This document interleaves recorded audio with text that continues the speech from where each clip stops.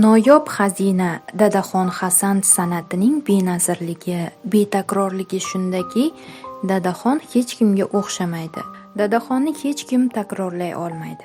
Garchi uning muxlislari besanoq bo'lsa ham, garchi uning izidan boruvchi san'atkorlar behisob bo'lsa ham, uning san'atini takrorlashni, uning mahoratini takrorlashni hech kim udda qila olmaydi.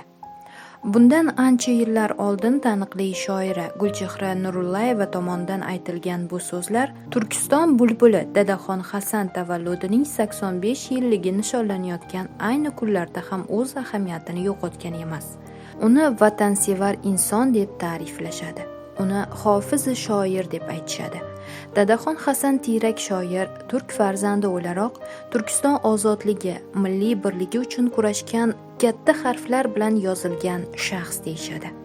1989-yilda Dadaxon Hasan yilning eng mashhur kishisi deb topildi.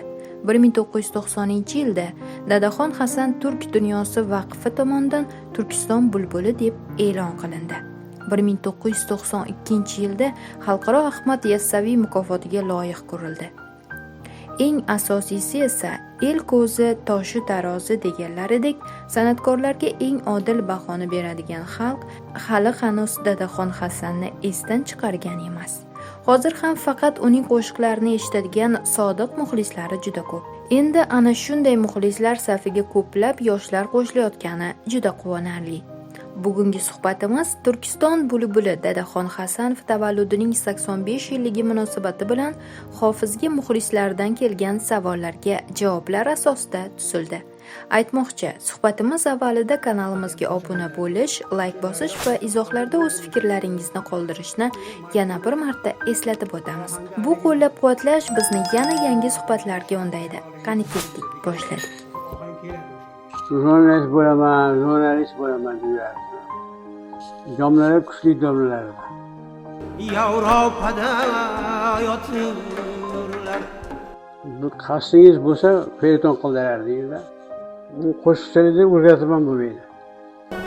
Sizlaringni yo'llaringga marjondek sochar Layla. Ahmad Yassaviy buyuk imom bo'lganda u. Qo'shiqni anglab yetgan odam bu boy bo'ladi, vatan farzandi bo'ladi. Dadaxon aka, yaxshimisiz? O'rtachaman, o'rtacha. Kayfiyatlaringiz yaxshi. Mana bu sizni baxtingiz bo'lsa kerak. Hozir ham mana ulug' yoshingizda ham xalq muxlislaringizni son sanog'iga yetib bo'lmaydi. Meni yana quvontiradigan narsa shuki, mana shu yoshlar ichida sizni muxlislaringiz kundan kunga ko'payib boryapti. Bu juda quvonarli. Mana yaqinda o'sha samarqandlik Nodirjon degan bola sizni bir suhbatingizga kelib ketdilar. Undan sal oldinroq menga Parkentdan bir yigit Rustamjon degan bir yigit telefon qilib, shu Dadaxon akani men qidirib Oltiariqqa bordim. Oltiariqqa qidirib borsam, u kishi Toshkentda yashaydilar deb aytishibdi-da xalq. Keyin endi mayli deb behudaga kelib ketmay deb shu Oxunjon Madaliyevni qabrlarini ziyorat qilib, o'sha bir eskiroq bo'lsa ham bir mashinasida, o'zini Matiz mashinasida borgan ekan, o'sha yerlarga borib kelibdi. Demak, bu hozir mana bugungi kun yoshlarini sizni ijodingizga, sizni qo'shiqlaringizga bo'lgan o'sha muhabbatini bir belgisi deb o'ylayman-da. Vaqt sarflayapti, o'sha o'zini qimmatli vaqtini sarflab sizni yo'qlashyapti. Bu juda ham hofiz uchun juda katta baxt hisoblanadi aslida. Mana shu bugungi suhbatimizda ham asosan men o'sha muxlislarning savollarini sizga o'sha bermoqchiman. Chunki juda ko'p muxlislar mana shu Dadaxon aka bilan uchrashsangiz, u kishi bilan suhbat qilsangiz, mana bu savolni bering, mana bu savolni bering deb menga jo'natishadi. O'shalardan ayrimlarini sizga ruxsat bersangiz, berib, o'shaning javoblarini olmoqchiman. Xo'p, bitta muxlisimiz so'raganlarki, mana Dadaxon aka san'at sohasida oliy o'quv yurtida o'qimaganlar. U kishi Toshkent davlat universitetining jurnalistika fakultetida o'qiganlar. Ana shu talabalik yillari u kishining hayotlarida qanchalik o'rin egallagan, kursdoshlari, o'sha birga o'qigan o'sha universitetdagi talabalar u kishining hayotlarida qanchalik o'rin egallagan degan savolni berishadi-da. Siz qanday javob berasiz shu savolga? Men o'zim yoshligimda jurnalist bo'laman deb yurardim. Yiqilganman universitet 2 marta. 3-chi yili men kelganman universitetga. Domlalar kuchli domlalar edi.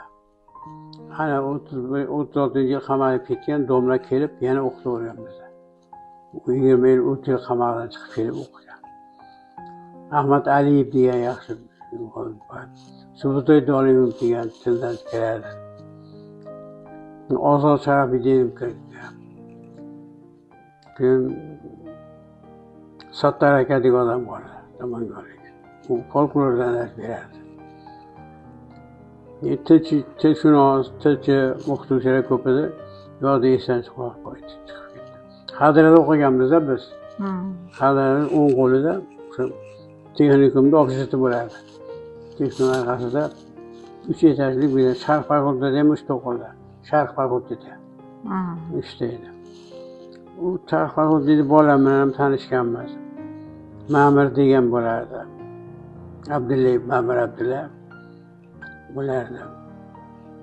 Men qizlar bilan ko'p tanishgan. Paxtada ko'proq tanishardi, paxtada. 3 oy paxta terardi-da. Intabroqda 1 noyabr. 3 oydan o'tib ketadi. Paxta jazariyasi juda kuchli edi. Ular shu'shda u yaxshi yomonni tanib, o'rganib, ro'part bilan ko'rishib, gaplashib, oshna bo'lganmiz. Vazirlik ekan. Farg'ona vazir degan odam bor. Ko'mardon yo'lida. Oshna bo'lganmiz unga. U yaxshi shoir edi, yaxshi bola edi. Ichida juda g'urur bor-da ichida. Shunaqa biz qul ekanligimizni o'sha she'rlardan bilardik. Qul. Keyin bizdan intervyu olgan intervyu. Hozirda yoshlik radio stansiyasi bo'lardi. Hozir bormi yo'qmi radio stansiyasi? Yoshlar bor hozir. Yoshlar kanali bor. U vaqtda radio stansiya bo'lardi. Rustam Rahmonov degan boshlig'i bo'ladi, andijonlik. Apparat paxtaga borardi. Paxtazorni o'zida video qilib oladi. Savollar berardi. Ertasiga keyin ozodlik o'sha yoshlik radio stansiyasida Kazinoga bordi g'alati. O'sha suhbatlardan birida biz endi o'sha adabiyot bo'limidagi bolalar she'rxonlik qilardik. She'rxonlik men qo'shiq aytardim o'shanda. Shunda o'sha Yayro degan qo'shiqni berdi menga. Shuni qo'shiq qilsa bo'ladimi?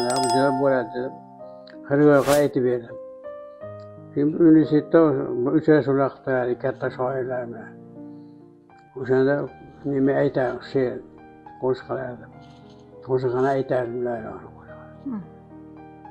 Laylo qo'shig'ini mashhur bo'lib ketgan. Odamlar qayerdan kelgan? Eshitish uchun kelgan. Germaniyada ham aytishgan ekan, Germaniyada. Keyin ba'da Xitoy, Yaponiyada ham aytgan ekan. Eshitganlar aytdi menga. Mashhur bo'lib ketdi. Keyin hamma ayta boshladi qo'shiqlar. Hamma ayta boshladi. Hozir ham ko'p aytadi. Mana shunaqa gaplar bilan gap ko'p edi, o'ylab topish kerak.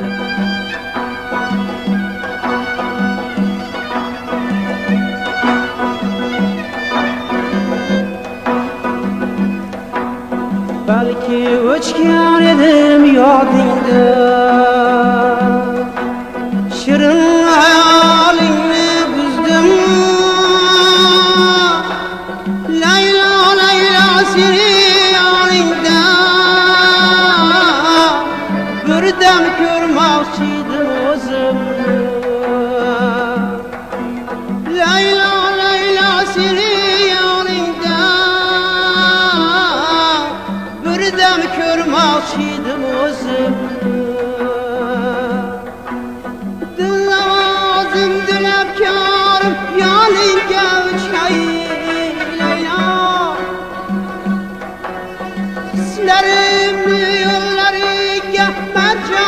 soçay Leyla Senga yolg'iz saqlaganim qalbimni ochay Leyla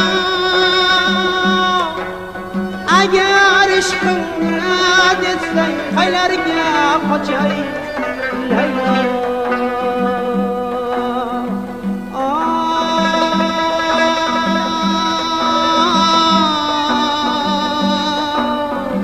Can Leyla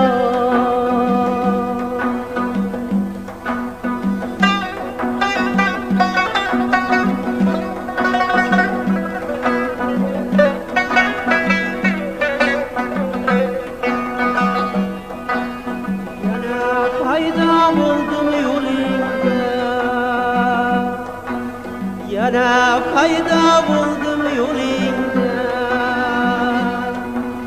Yollarida yana buzladim Yana payda buldum yolingda Yollarida yana buzladim Bechora qalb seni qo'lingda Ko'zlaringda mening ko'zlarim Bechora qalb seni qo'lingda Ko'zlaringda mening ko'zlarim Dilozim dilabkorim yoningga uchay Leyla Sizlaringni yo'llaringga marjondek sochar Leyla Senga yolg'iz saqlaganim qalbimni ochay Leyla Agar ishqimni rad etsang qaylarga qochay Leyla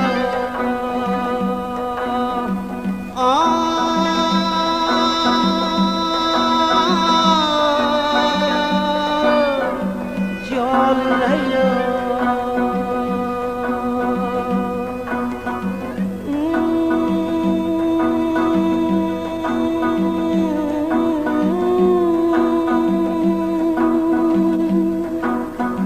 Can Leyla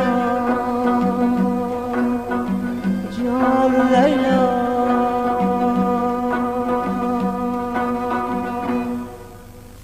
Dadaxon aka yana o'sha muxlislarimizni savollaridan bittasi mana siz 70-80-yillarda juda mashhur bo'lgansiz.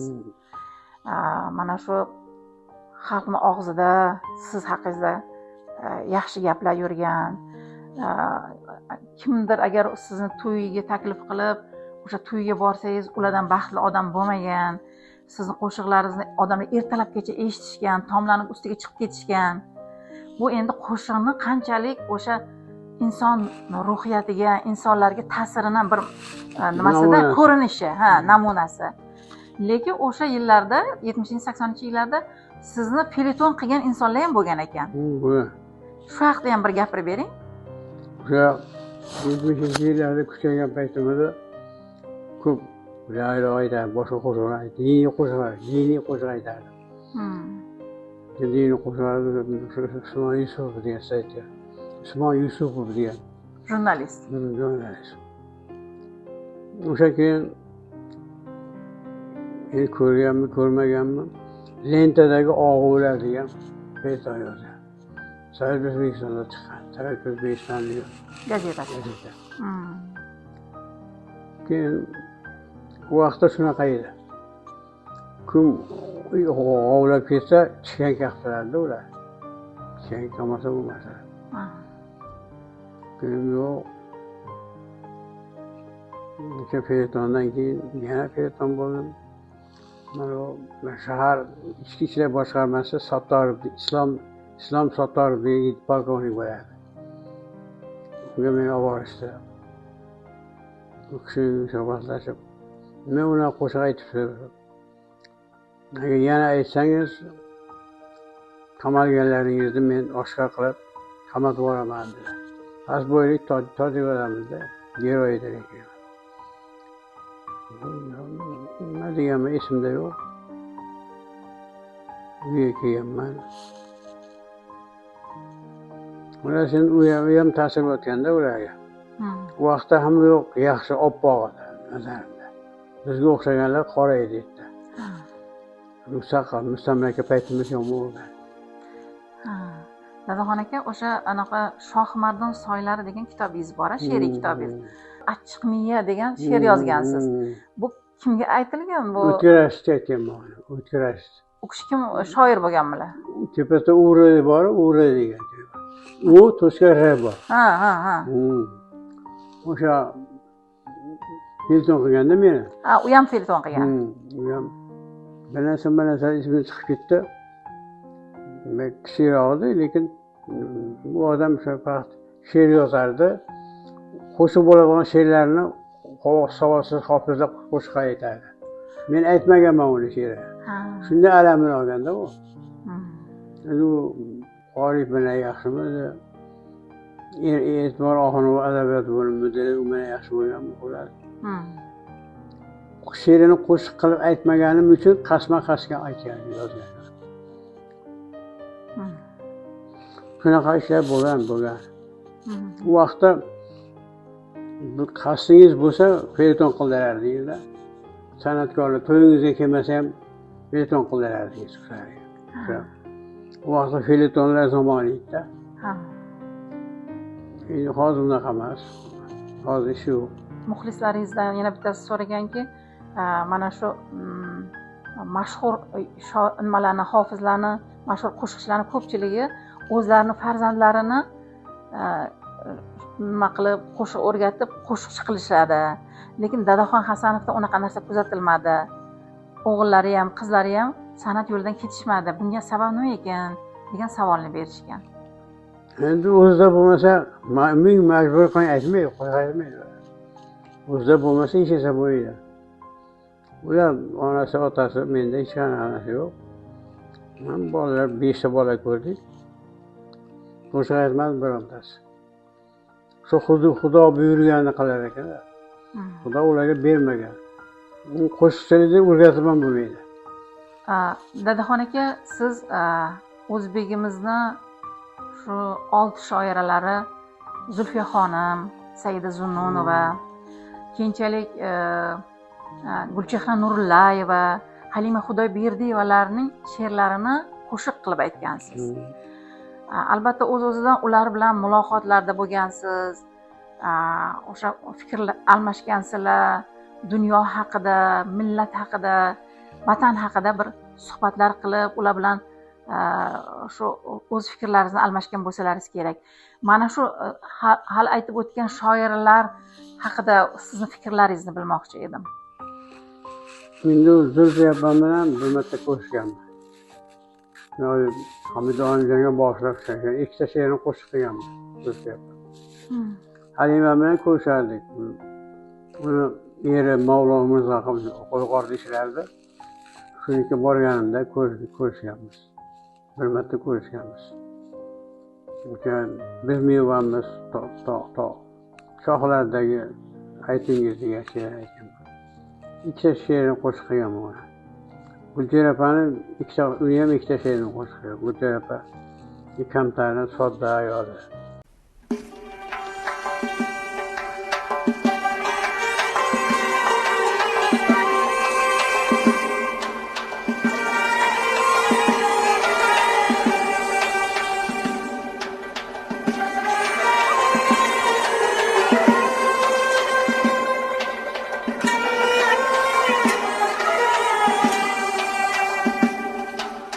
Qalb bo'lganda yiroqda, iroda ekan ojiz. Do'stlar ham ko'p atrofda, ammo men yakka yolg'iz. Birdan qalbim keksarib, ranglar ketdi izimdan, ranglar ketdi izimdan.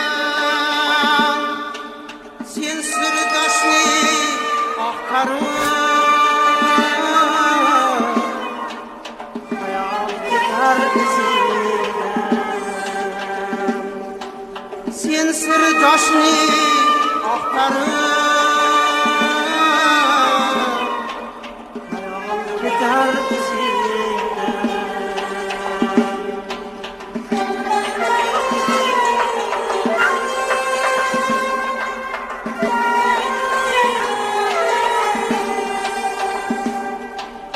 Hayga ketdi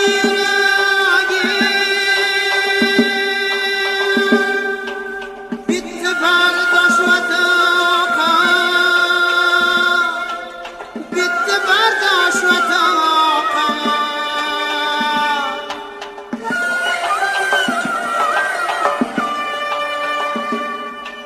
suhbatingdir tilagim dilda hasratim qatqat dilda hasratim qatqat ko'pdir aytajak so'zim dono so'zingga zavorman yig'laysan deb do'stlarim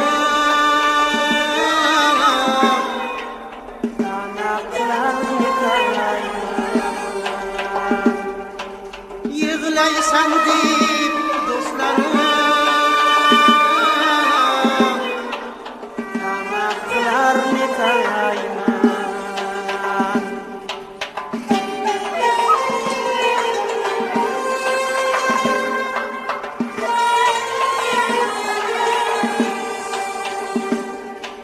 sovush bermaydi menga sen yoqib ketgan otash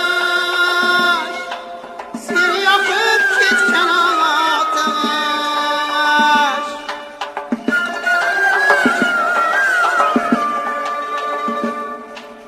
naylay yetolmam senga na toqat bor na bardosh na toqat bor na bardosh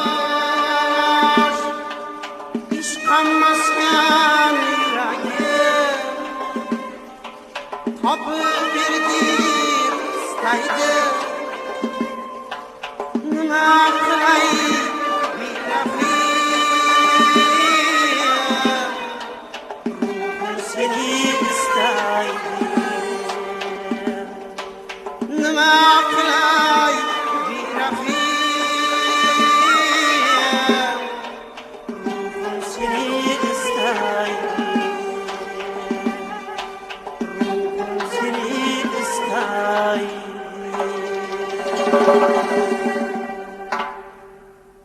muxlislar eng ko'p eslaydigan o'sha paytlarda juda mashhur bo'lgan qo'shiqlardan biri afg'onistonlik mashhur hofiz Ahmad Zohir haqidagi Ahmad Zohir. qo'shig'ingiz. She'rini ham o'zingiz yozgansiz, adashmasam, qo'shiq ham qilgansiz. Mana shuni tarixini ham bir gapirib bering. Qanday qilib Ahmad Zohir haqida she'r yozgansiz? o'sha nima o'ldirishganda Ahmad Zohir o'ldirgan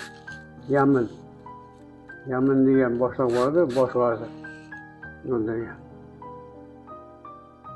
O'sha zo'r hofizda u. Men aytishlarni aytganman.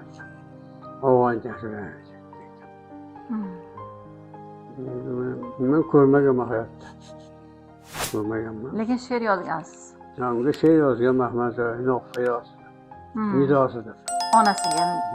Onasiga yozilgan nidoda. Umuman shu Ahmad Zohir siz qo'shiq qilishingizga nima sabab bo'lgan? Endi o'sha o'ldirilganda u. O'ldirgan. O'ldirgandan keyin qo'shiq qilganman-da. Ahmad Zohir onasiga qilgan faryodi. O'ldirishganda yaxshi odam o'lar ekanda o'zi. Yaxshi odam uzoq yashamas ekan. Yaxshi odam uzoq yashamas ekan. Keyin yana kuzatishlarimizda bir narsaga amin bo'ldikki, Dadaxon aka Hoji Ahmad Yassaviy. U kishi bilan shu mana adashmasam 1986-yilda ziyoratlarga borgansizlar. Ibrohim Haqqul, Mirzo Kenjabek va siz. Keyinchalik siz 1992-yilda Xalqaro Yassaviy mukofotini olgansiz. Mana shu taqdirdoshlik, Ahmad Yassaviy olamiga sizni kirishingiz qanday bo'lgan? Endi u Ahmad Yassaviy buyuk imom bo'lganda u. Ziyorat bor necha marta ko'rib keldik. Turkistonga borib, Turkistonga borib. Zo'r shoir odam bo'lgan. Muftiy imom bo'lganda. Imom bo'lgan. Kim biladi, yig'ilganiga men ham suyagim keladida yig'ilgan bo'lgan. Yig'ilganiga suyanch bo'lgan degan gap bor-ku. Qabrini ziyorat qilganman. Bir-ikki marta borganman Sovet davrida. U kishini she'rlarini qo'shiq ham qilgansizlar. Qo'shiq Yassaviy 10 ta she'rini qo'shiq qilganman.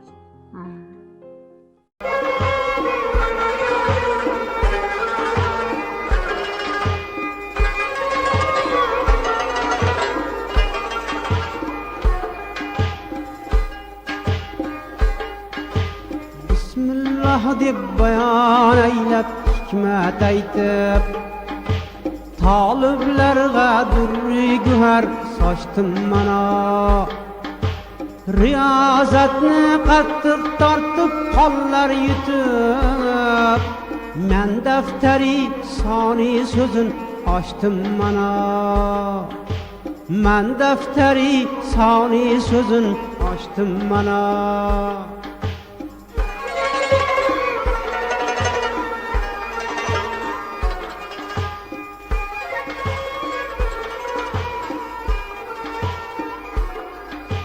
So'zni aytdim har kim bo'lsa didor talab, jonni jonga payvand qilib rangni ulab, g'arib faqir yetimlarni ko'nglini ovlab, ko'ngli qattiq xaloyiqdan qochdim mana.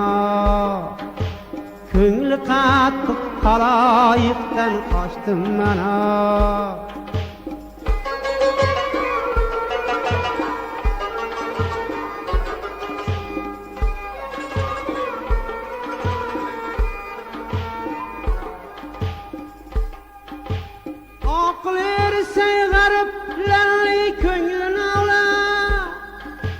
Mustafadik elni kesib yetim kavla, dunyo parast mojislardan bo'yin tavla, bo'yin tavlab daryo bo'lib toshdim mana. Bo'yin tavlab daryo bo'lib toshdim mana.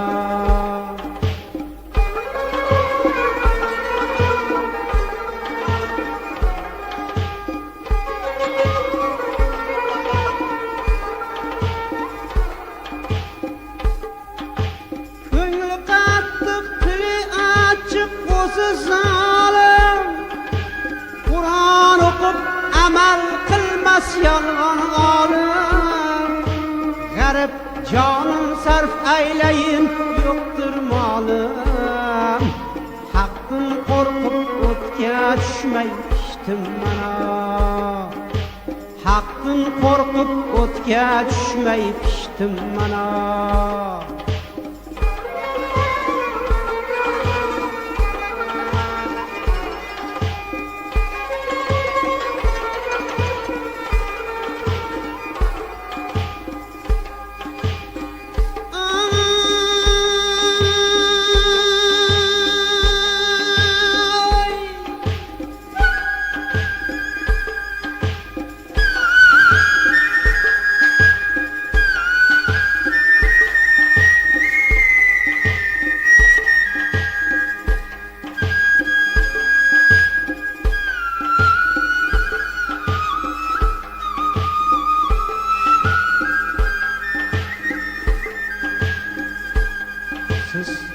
Ahmad Yassaviy hikmatlaridan tinglayapsiz.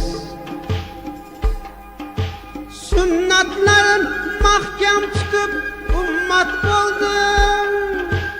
Yer yurtiga yolg'iz kirib nurga to'ldim. Haqparastlar makoniga mahram bo'ldim. Tig'i botil birla nafsni yanchdim mana. Tig'i botil birla nafsni yanchdim mana. Bismillah deb bayon aylab hikmat aytib, toliblarga durri guhar sochdim mana. Toliblarga durri guhar sochdim mana.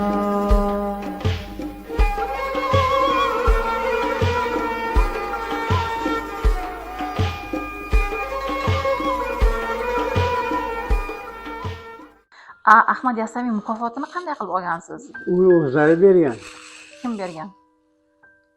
O Yassamiy mukofotini nima bergan? Turkiya bergan, Turkiya. Turkiya bergan. Kim mukofot beryapti olish kerak? Men ishim bo'lmagan. U mukofotlarga qiziqmayman. Lekin mukofotlar berilgan sizga. Berilgan. Gazeta o'qiganman, gazeta chiqarib. Dadaxon aka, mana yaqinda Adabiyot gazetasida Turkiston bulbuli 85 yoshda degan siz haqingizda juda katta maqola e'lon qilindi. Bir sahifalik.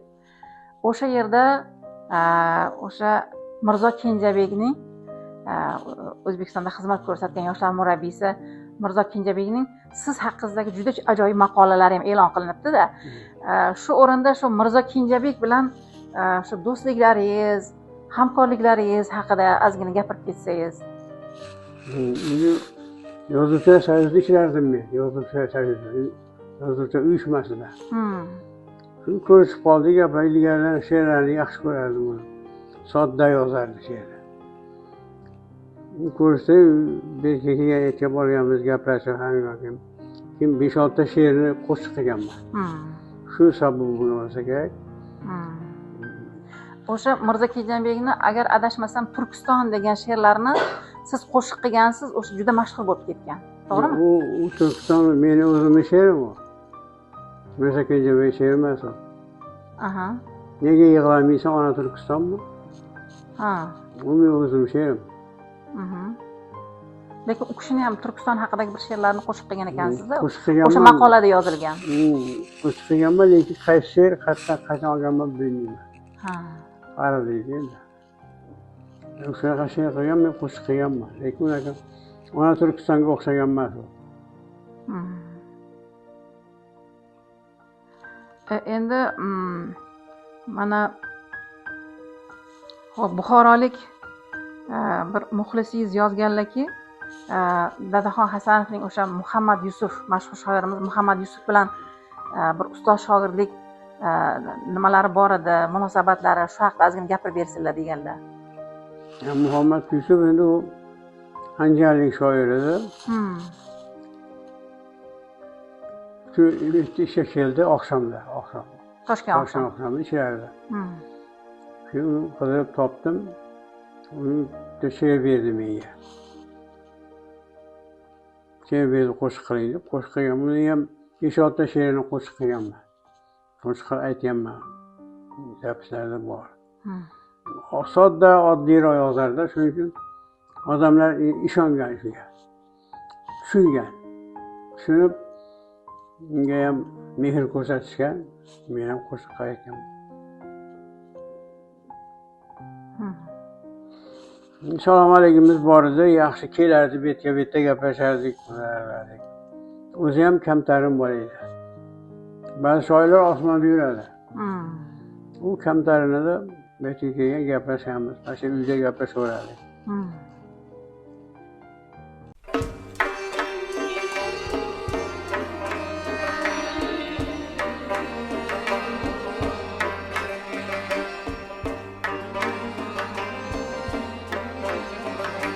Marhamatlik Oftob momoning 3 nafar farzandi ulug' vatan urushi janglarida qahramonlarcha halok bo'ldi.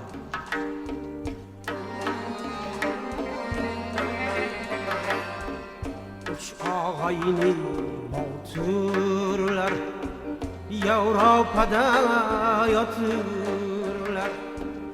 Üç ağayni batırlar, Yevropada yatırlar. Yigit bulup 20'ge to'lmagan bahodurlar.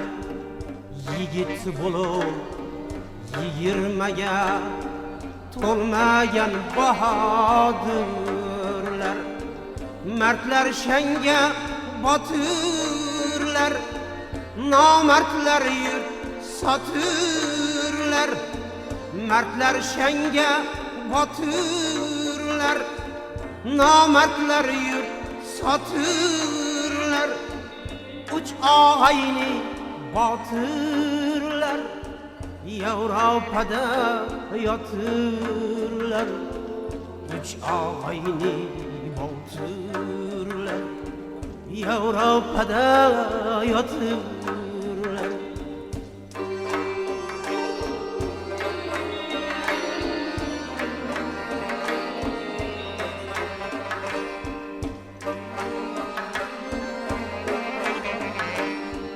Sattar Quli Sardar Said Ahmadi Shunqar. Sattar Quli Sardar Said Ahmadi Shunqar. Sabr be azar, gulga to'lsin mazar, gulga to'lsin mazar. Üç ağayni batırlar, Yevropada yatırlar.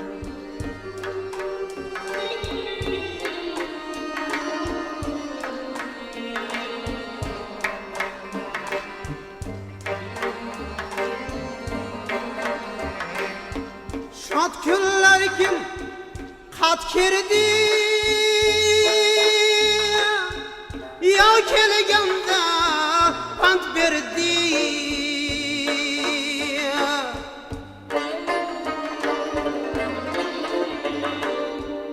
Uch ağayni batırlar, yurtga chil farzand erdi. Nazik ko'nglim, gul ko'nglim, ezgulikka qul ko'nglim. Unutmas sen bil ko'nglim. Uch ağayni batırlar, uch ağayni batırlar. Yevropada yatırlar. Uch ağayni batırlar, Yevropada yatırlar. Uch ağayni batırlar, Yevropada yatırlar. Yevropada yatırlar.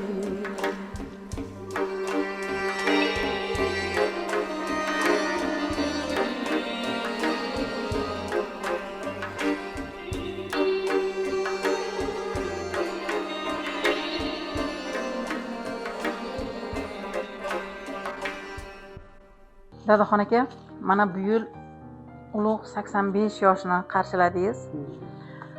Mana shu suhbatimiz oxirida sizni tomosha qilayotgan, sizni eshitayotgan insonlarga, muxlislaringizga nima tilaklarni bildirgan bo'lardingiz? Ana shu ayniqsa yoshlar ichida hali aytib o'tganimdek sizni ko'rayotganlar, sizni eshitayotganlar juda ko'payib ketyapti oxirgi vaqtlarda. Ularga nima tilaklarni bildirgan bo'lardingiz? Endi ularga birinchidan sog'lik, salomatlik, omonlik tilayman. O'zlaringizni ehtiyot qilinglar. Qo'shiqda ham eng muhimi tushuninglar. Qo'shiqni anglab yetgan odam bu boy bo'ladi, vatan farzandi bo'ladi. Qo'shiqqa tushunmagan odam emas u. Vatanimiz bino bo'lganiga 2000 yil bo'ldi. Hali bironta milliyatchi fidoyi ko'rmadim. Fidoyilik ko'rmadim. Endi shunchalik yashab o'tyapti-da. Hayot bu shunchalik yashab o'tishdan iborat emas. Kurash kerak, kurash. kelajak uchun, bola chaqa uchun, farovonlik uchun kurashmasangiz, siz odam bo'lmaysiz. Ko'p ming sonli muxlislaringiz nomidan sizga chuqur minnatdorchilik bildiraman. Rahmat ularga. Vaqtingizni sarflab savollarimizga javob berganingiz uchun va mustahkam sog'liq tilayman. Rahmat. Xalqimizni, muxlislaringizni baxtiga sog' salomat bo'ling, uzoq umr ko'ring. Rahmat, rahmat.